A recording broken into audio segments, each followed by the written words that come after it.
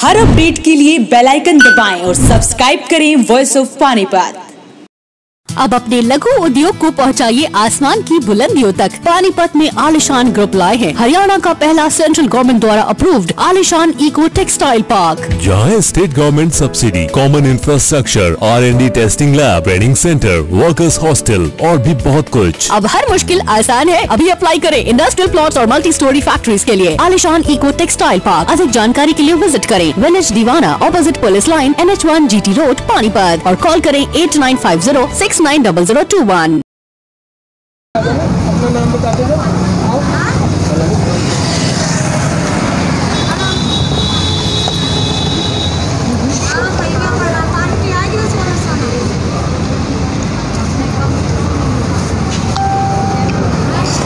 नमस्कार, आप ये तस्वीरें पानीपत के मॉडल टाउन से देख रहे हैं। हम आपको स्क्रीन पर जिस शख्स को दिखा रहे हैं उनके एक टायर कटा हुआ है। आपको बताएंगे, दिखाएंगे भी और समझाएंगे भी ये तस्वीरें आपको क्यों दिखाई जा रही हैं। फ़िलहाल पहले आपको ये बता दें कि जो नीडी लोग हैं आजकल, आपको पता ही है लॉकडाउन के दौरान जिन परिवारों की नौकरियां चली गई हैं या जो परिवार कुछ कमा कर नहीं खा सकते, उन परिवारों के लिए शहर के समाज सेवी तो सड़कों पर हैं ही, साथ ही कुछ ऐसे इंडिविजुअल भी लोग हैं जो उन गरीब परिवारों की सेवा कर रहे हैं जिनमें कमाने वाला कोई नहीं है या अभी उनको दिक्कत आ रही है। ये खबर थोड़ी सी हटकर है। आप ज़्यादा से ज़्यादा हमारे साथ जुड़िए और ज़्यादा से ज़्यादा शेयर ज़रूर करें, तब हम लोग आपको बताएंगे कि इस खबर को दिखाने का हमारा मकसद क्या है। फ़िलहाल आप ये देखिए कि जितने भी ये महिलाएं हैं यहाँ पर आती हैं, उन्हें सूखा राशन जो है इन परिवारों की तरफ से दिया जा रहा है। आप स्क्रीन पर देख रहे हैं एक युवा लड़का है और उनके साथ उनकी मदर और फादर, ये तीनों परिवार के लोग हैं जो लॉकडाउन के दौरान जो गरीब परिवार हैं उनकी मदद कर रहे हैं, सूखा राशन दे रहे हैं। ये करीब 2,500 लोगों की मदद ये ऐसे कर चुके हैं। पहले इस शख्स के बारे में आपको बता दूं, ये मॉडल टाउन रामचरनम रोड की तस्वीरें हम लोग आपको दिखा रहे हैं। ये युवक जिसे कुछ साल पहले कैंसर हुआ था, कैंसर के दौरान इनकी टांग काटनी पड़ी, लेकिन जब इनको कैंसर पता लगा, कैंसर डिटेक्ट हुआ है, उसके बाद मेंटली हरासमेंट हुए। लेकिन लोगों को मोटिवेट करने के लिए, जो कैंसर पीड़ित हैं, जो कैंसर से संबंधित जो लोग हैं, मरीज़ हैं, उनको मोटिवेट करने के लिए इन्होंने एक अभियान की शुरुआत की। तो पूरा देश जो है इनके साथ जुड़ गया। काफ़ी लोकप्रिय हैं ये YouTube के ऊपर, लेकिन हम लोगों को जैसी ये जानकारी मिली कि ऐसे सज्जन हमारे पानीपत में है, तो हम लोग खुद इनसे मिलने आ गए। तो इनकी सेवा को हम देख रहे हैं। एक टांग नहीं है, नकली जो टांग होती है उसके सहारे ये चलते हैं। उनके मदर फादर भी साथ में हैं। किस तरह ये सेवा कर रहे हैं आप लोग लाइव तस्वीरों में देख रहे हैं। ज़्यादा से ज़्यादा शेयर ज़रूर करें, क्योंकि ये खबर थोड़ी सी हटके है। एक जज्बा है इस परिवार में लोगों की सेवा करने का। हालांकि जो है कुछ पैसा ये जेब से लगाते हैं, कुछ पूरे देश की जितनी भी NGO हैं, बड़ी बड़ी NGO हैं, उनसे जो हैं सेवा लेते हैं और यहाँ से जो है लोगों को बांटते हैं। इन परिवार से भी आपकी मुलाकात करवाएंगे, लेकिन आप देखिए सोशल डिस्टेंस का पालन करते हुए नीचे जो है गोल चक्कर लगाकर वहाँ पर इनके नाम लिखे जाते हैं और नाम लिखने के बाद उन्हें राशन, सूखा राशन है वो दिया जाता है। तो बड़ी अच्छी तस्वीरें ये पानीपत के मॉडल टाउन से आप लोग देख रहे हैं। इसे कहते हैं कि समाज सेवा का जिसमें जज्बा हो, चाहे वो जिस भी हालात में हो, लेकिन दिमाग में एक सनक आ जाए कि सेवा करनी है समाज की, उसके बाद जिस भी हालात में हो। तो अब ये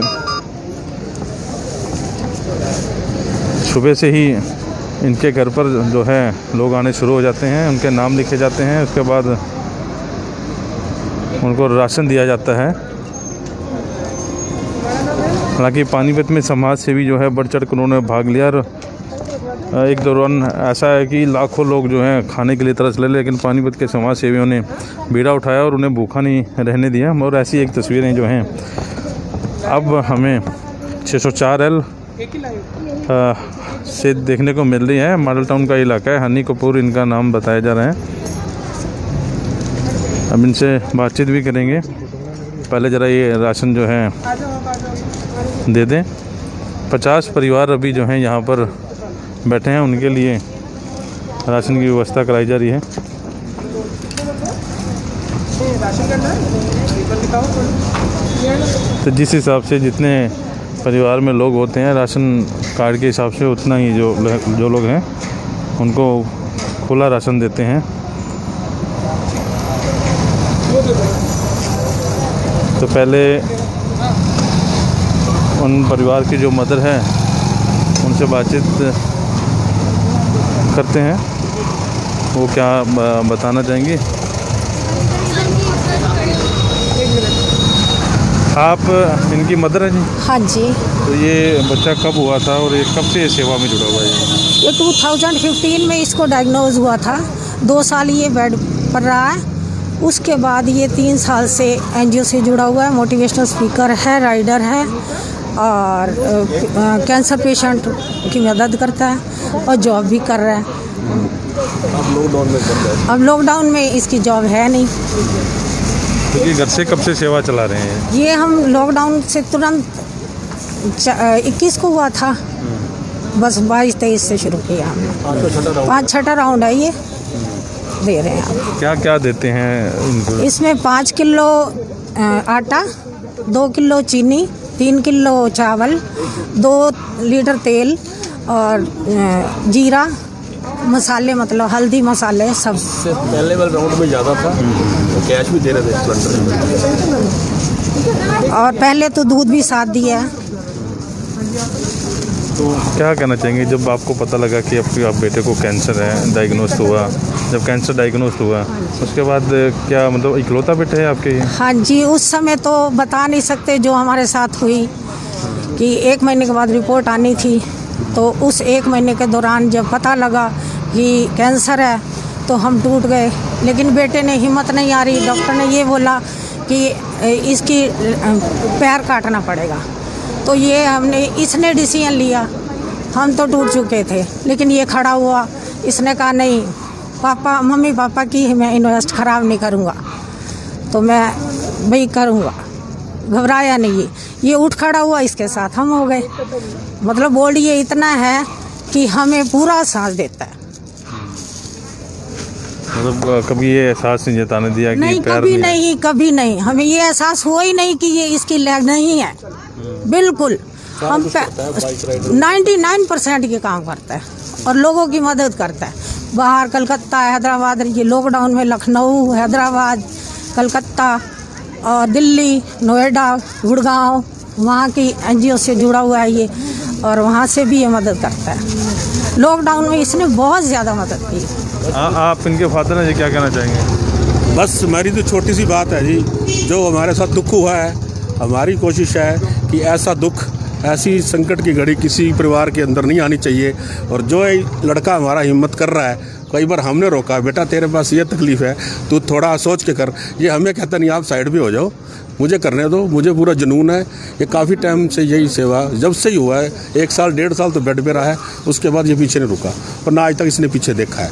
इसकी कोशिश यही रहती है। मेरे को भी बोलता है कोई आपको कोई दिक्कत परेशानी वाला पेशेंट, खास तौर तो कैंसर पेशेंट, किसी को खून की ज़रूरत है, जितनी भी हिम्मत होती है, जितनी भी कोशिश होती है, ये अपनी तरफ से कोशिश करता है। कई पेशेंट को बचा भी चुका है और कईयों की सेवा कर भी रहा है। किसी को एडमिट नहीं करने देते दिल्ली हॉस्पिटल में, ये कोशिश अपनी एनजीओ की तरफ से, और काफ़ी अच्छे डॉक्टरों से इसके लिंक हैं।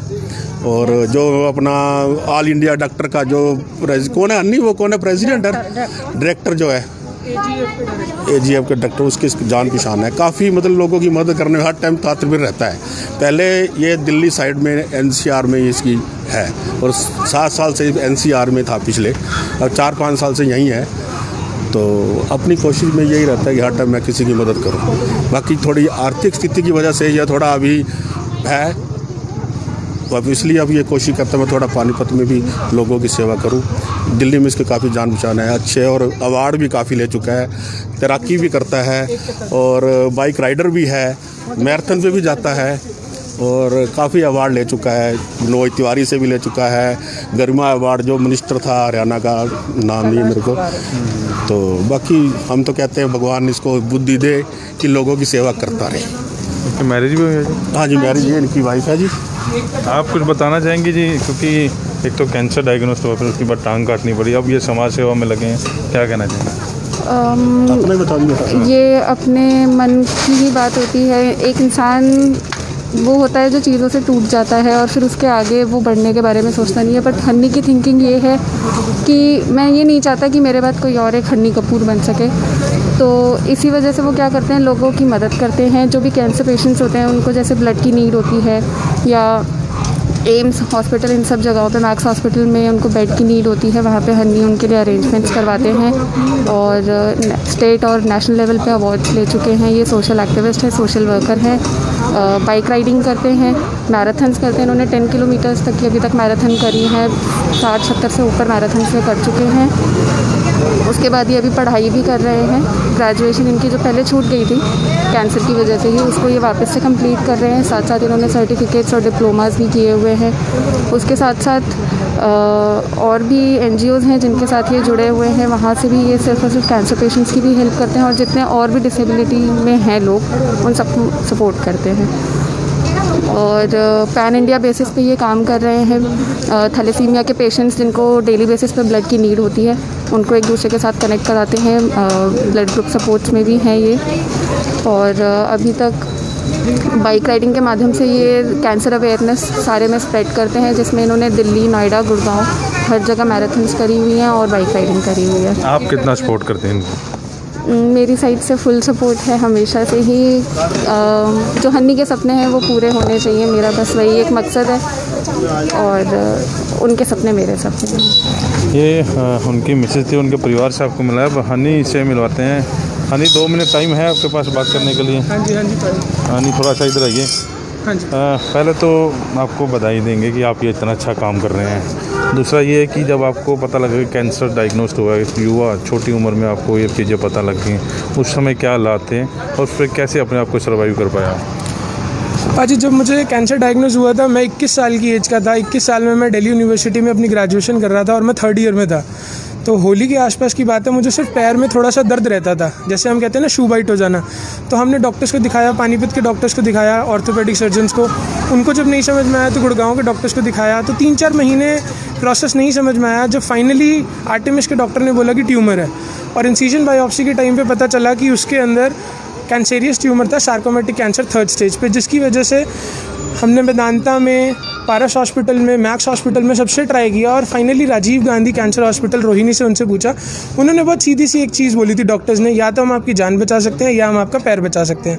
ये अब आपका खुद का डिसीजन है कि आपको कैसे चीज़ों को आगे मैनेज करना है। तो ये डिसीजन मिडिल क्लास फैमिली से होने के बावजूद, और घर में मैं बड़ा बेटा हूँ, मेरी एक छोटी सिस्टर है, तो वो डिसीजन बहुत मुश्किल था।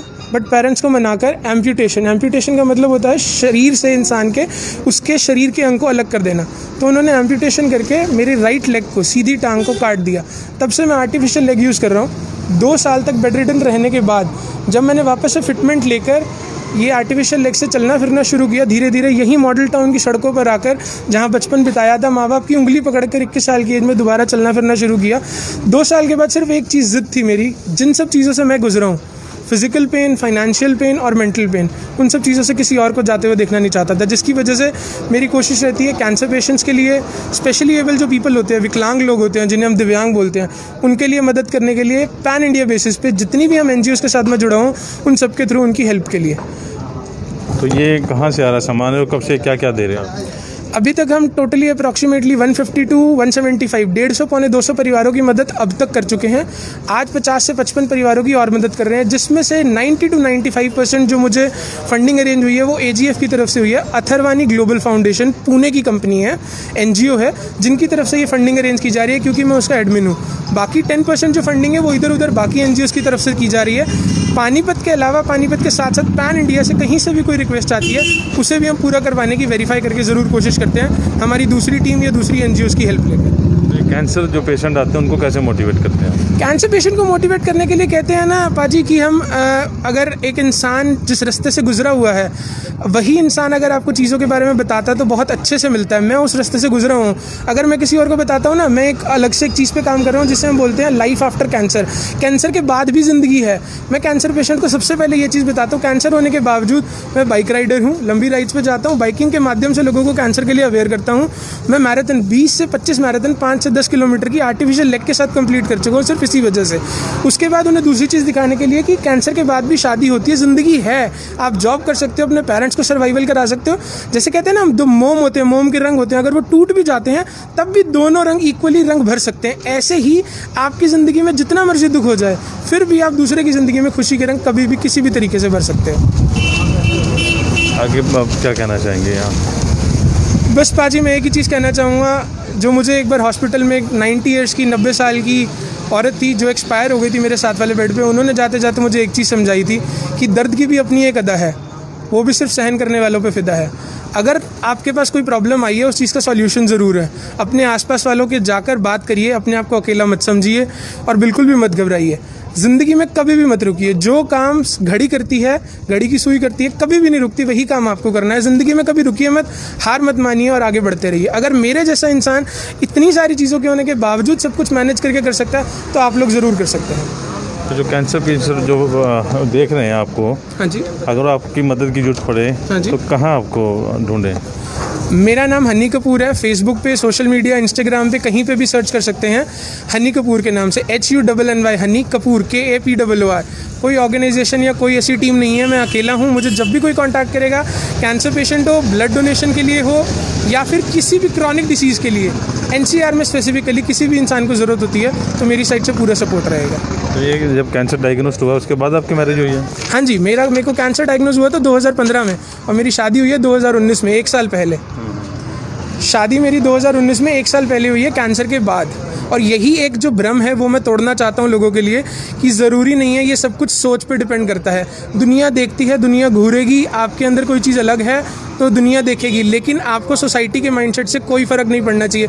उसका सबसे बड़ा लाइव एग्जांपल, अभी हमें बैंगलोर में लॉकडाउन से जस्ट पहले, हम बैंगलोर में 10 मार्च को आए हैं दोनों जने, हमें एज अ पावर कपल का अवार्ड मिला था इंटरनेशनल कैंसर कॉन्फ्रेंस में टाटा मेमोरियल हॉस्पिटल की तरफ से, सिर्फ इसी चीज़ के लिए कि लाइफ जो है वो कैंसर के बाद भी होती है। आपको अपने आप को नहीं समझना है कि आप विकलांग हो या आप कैंसर पेशेंट हो, अपने ऊपर भरोसा रखना है, आप सब कुछ हासिल कर सकते हैं। आपको पता था जो इनको कैंसर है, फिर उसके बाद भी आपने मैरिज की, क्या आया दिमाग में? हाँ जी, मुझे शादी से पहले ही पता था कि हनी को कैंसर डायग्नोस हो चुका है और हनी एक एम्प्यूटी हैं। बट मेरी थिंकिंग हनी ने खुद ही बदली, क्योंकि देखने में लगता है कि शायद हनी बहुत सारी चीज़ों के लिए रेस्ट्रिक्टेड होंगे, कुछ चीज़ें नहीं कर सकते होंगे, लेकिन ऐसा कुछ भी नहीं है जो हनी नहीं कर सकते। एक नॉर्मल इंसान जिसके दोनों पैर हैं वो भी उतना ही कर रहा है जितना हनी कर रहे हैं अपने 1.5 लेग से। तो आपकी लव मैरिज थी क्या अरेंज मैरिज? हाँ जी, लव मैरिज थी। और पहले ही आप लोगों को मिले थे? हाँ जी, हाँ जी। तो प्राउड फील करते हैं आप? बहुत। तो सर ये बताएंगे थोड़ा सा क्या क्या सामान दे रहे हैं जी, थोड़ा सा दिखाएंगे क्या चीज़ें? तो ये आपको दिखा दें, ये चीज़ें जो हैं इस परिवार की तरफ से, हालांकि जो है NGO वो इनकी मदद करती है, लेकिन चीज़ें आपको दिखा दें कि रोज़मर्रा की ये चीज़ें हैं। आटा है, दाल है और चावल हैं, इसके अलावा बढ़िया हैं काले छोले, तेल और नमक वगैरह, ये चीज़ें, साबुन वगैरह, ये चीज़ें जो हैं दी जा रही है। तो खबर को ज़्यादा से ज़्यादा शेयर ज़रूर करें। साथ में ये सब्जियां जो है वो भी दी जाती हैं। तो ऐसी जब खबरें सामने आती हैं तो उस खबरों को आगे ज़रूर शेयर करा करें, क्योंकि ताकि और लोग जो हैं उससे भी मोटिवेट हो सके और ऐसे लोग जो हैं आते हैं सामने। क्या कहना चाहेंगे जी? जी मैं यहीं पानीपत का रह रहा हूँ, वैसे घर मेरा यूपी में है और यहाँ पे GMC वगैरह कोई सुविधा नहीं देते। उनको फ़ोन करो तो कहते हैं कल अभी नहीं आया राशन, और राशन दुनिया भर का है लेकिन देते। तो ये खबर शेयर करने वाली वाकई है। ऐसे जब लोग सामने आते हैं तो वो लोग मोटिवेट हो जाते हैं। हालांकि जो शहर के समाज सेवी हैं वो लगातार लॉकडाउन के दौरान लोगों की सेवा करते रहे हैं। समाज सेवियों ने शहर को बचा लिया और ऐसे जो लोग जब आगे आते हैं तो और मोटिवेशन जो है पैदा होता है दिमाग में, और ऐसे जब लोग वाकई में सामने आ जाते हैं तो काबिल तारीफ़ होती है। खबर को ज़्यादा से ज़्यादा शेयर करें और वॉइस ऑफ पानीपत के साथ आप जुड़े रहिए।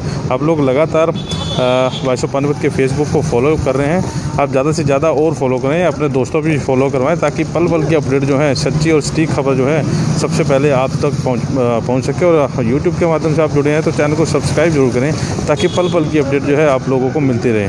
वॉइस ऑफ पानीपत के प्रदीप और नीरज पंचाल के साथ कुलवंत सिंह।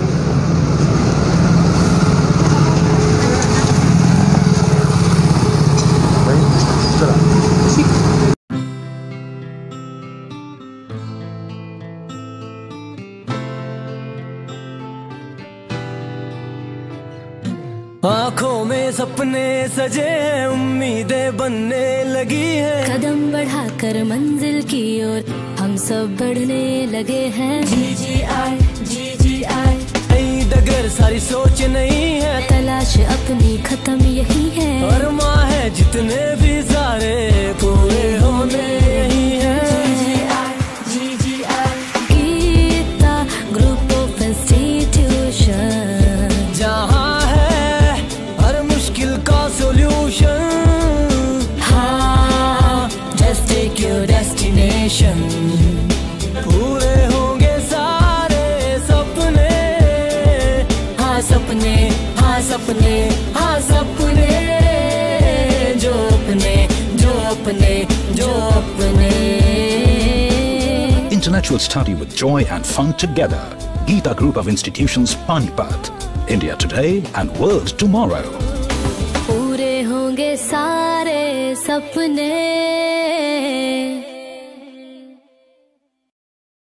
25 सालों से पानीपत शहर का सबसे भरोसेमंद showroom Balaji electronics. Balaji showroom करे आपके जीवन को और भी कंफर्टेबल। फेस्टिवल धमाका ऑफर बालाजी इलेक्ट्रॉनिक्स में 32 इंची स्मार्ट LED केवल 12,990 रुपए में।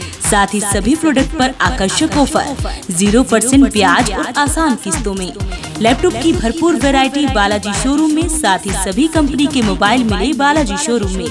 बालाजी शोरूम GT रोड के साथ साथ सनोली रोड पर भी उपलब्ध। आज ही आइए और फेस्टिवल धमाका ऑफर का फायदा उठाइए।